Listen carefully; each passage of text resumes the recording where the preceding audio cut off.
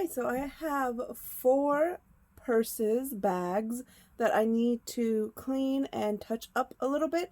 So this is going to be the process. Now these are some of the products that I may use. I have handy just in case whatever, comes up that I'm going to have to use. As well as Lysol wipes or shout wipes. And then usually some form of like a shaver, light shaver, or lint roll brush. These items I won't really sweater shave or anything like that, but this one comes in handy because it has this, it's like a reusable lint roller, but it's a little bit stronger. And then this side is a little bit like sandpaper, so it's better when you need to get like a good sweater shave.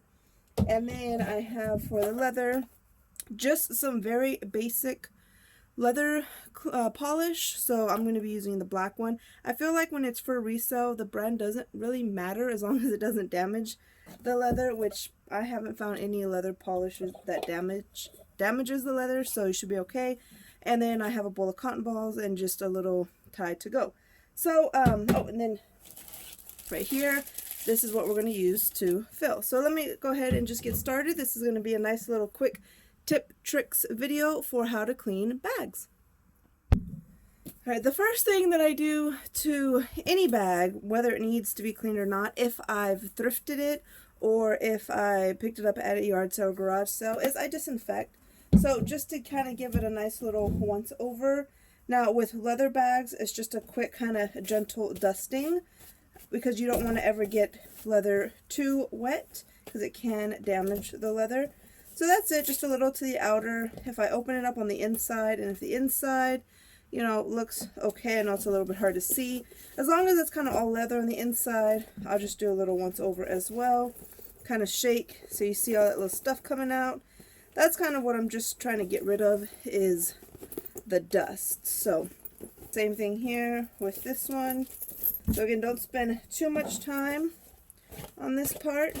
And if the camera is shaking, I do apologize. So this is just on the same table that I'm working off of. Now on this type of bag, of course, the bottom, you can kind of just give it a little wipe down, and sometimes any little light marks will be taken off. But you don't really want to use a wipe, like a wet wipe, a Lysol wipe or anything on the material. So instead, I use a combination of, well, not a combination, but I do use any type of like odor eliminator or even disinfectant fabric spray, and I'll either use just this kind of sweater shaver or just a lint roller. So on this one, what I'll do first is go over it very quickly with a lint roller just to pick up any loose fuzzies, hairs, anything that kind of just attach to it. But you see here, there is a little bit of peeling. Hopefully you can see that okay. So right in here, and I think that's kind of just part of the bag. What I'll do next is I'll spray kind of lightly. I know the instructions on this when you're using for clothes say to really dampen your clothes. I just spray lightly because I don't want to overpower it with smell. Now, of course, I still have a lot to do as before this actually gets sent out to a buyer. So by that time, the smell, like the intensity, will really reduce, and it should just leave like a refreshed scent versus like a strong perfume scent. So I spray that, and then I'll just go across with this, and this picks up any of those easy pulls. Now if it was really bad, I would use an actual sweater shaver, but when it's not that bad or the item isn't extremely expensive, this is a Target brand bag, so it's not going to bring me a lot of money to begin with. So for you, it's up to you if it's worth your time or not. So see, this side gets just a little bit better stubborn pulls, and that's it. Alright, so all of these bags are just kind of pre-cleaned and disinfected. This one, for the most part, may be good to go. I think I'm going to just take a Lysol wipe on the inside, and then that will be it. So the next easy bag is going to be this red leather bag. It's actually in pretty good condition. So I'll just look it over and see here on this little Velcro straps, just make sure that there's nothing attached to it.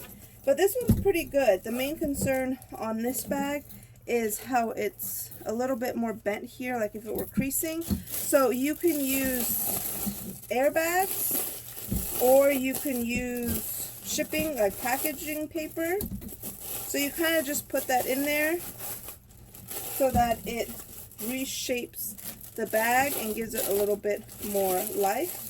Especially for the photo, it just holds the bag up nicer as well, so you're already ready to take a photo. Okay, and this bag here, you can kind of just leave it like this. It looks pretty good. I did just a little wipe down. There's no markings. The leather looks okay. It looks nice. Now, I did run out of my leather conditioner, so I haven't ordered any more conditioner. I might have just done like a little conditioner on it because the leather is still actually pretty soft. It feels really good, but maybe like on the straps and stuff, just to kind of take care of it a little bit better and make sure that if it takes a while to sell, it doesn't get any damages or anything like that. But I do have the polish, so I thought I was going to go ahead and just polish this all up. But actually, it would be unnecessary work. So this is the polish that I would have used. So Kiwi shoe polish. I know a lot of people have, like, they use Doc Martens Wonder Balm and, you know, a lot of actual like Doc Marten brands and stuff like that. This, you can pick this up anywhere. So it just has the little sponge that it comes with, and you get this opened up here. And then this is all I would use to go across, and I would just go in circles, just a little bit at a time. So for the most part, I only use this on shoes, to touch up shoes, because those have the most damage. But it is good for purses and jackets as well. Alright, last item here. This is a Jimmy Choo Parfums gym bag. So probably an item that came free with purchase. So this has a lot of these little spots there. Now I'm going to go with these Shout Wipe and Goes. Hopefully, if we're lucky, the stains aren't too bad and we don't have to do anything else after this. On all those little spots, I'm just going to kind of wipe a little. This little Tide and Go pen. So after I do this, if there still are some spots left, then what I'll do is I'll use this pen and let it soak again for a little bit, and then see after it dries. Then all the others, so I'm going to use this pen, you just push it down, just like you're coloring, and you kind of scrape it around a little bit. So this right here. So one item that I did not show you was Goo Gone. I didn't think that I was going to need any of this, but I do have some Goo Gone here, and I'll just spray this onto a cotton ball. Now Goo Gone is really nice for tags when you're removing price tags off of shoes and items where it's sticky. So I like this because it's actually pretty safe, so you can be a little bit forceful with it. Now hopefully you can tell the difference with that. I'm not really sure how my lighting is. I hope it's okay for you guys. So with all my bags, I get 3 measurements for sure. I'm going to do the height, which is going to be from here at the top of the seam where the zipper or the closure is at, down here to the bottom where the seam is. So this one would be 16 inches. This would be my height. Then I'm going to get the length, which is just going to be it's a little confusing because it's the width of the purse this way, but this is the length, so how long it is, which is going to be right about 22 inches. And then the width of the purse, so technically how wide the purse is, I'll get right from the bottom here. So get that right from the bottom. I just use the platform that it gives. Most purses have something here at the bottom that's a little bit different. So from seam to seam, that's going to be 6 inches. So those 3, I get the measurements for any bag, no matter what. Now, some bags have long straps, some that are adjustable, some that are not. Some people may ask for the strap length. So I used to always measure this, so from the center down to the top of the seam. So this would be right about I would actually say 8.5 inches, because you can measure like from right underneath, so 8.5 inches. And then also the other strap, so you would just kind of make it at its longest point. This one you can take it off. So I would just personally take it off and measure the complete length of the strap and go all the way across this way. So it would be right about 51 inches. However, I don't measure these points anymore unless the buyer asks me to, because I sell a lot of purses without this measurement, and I think this is a little bit just unnecessary step. It's just an extra step that most people don't care about, don't need, don't want. So the most important part for me and for buyers that have purchased from me is just the size of the base of the bag itself. So it's up to you. If you have the extra time, if you're extremely detailed, or you would just prefer these measurements, you can definitely include them. So those would just be 2 additional measurements that you could include.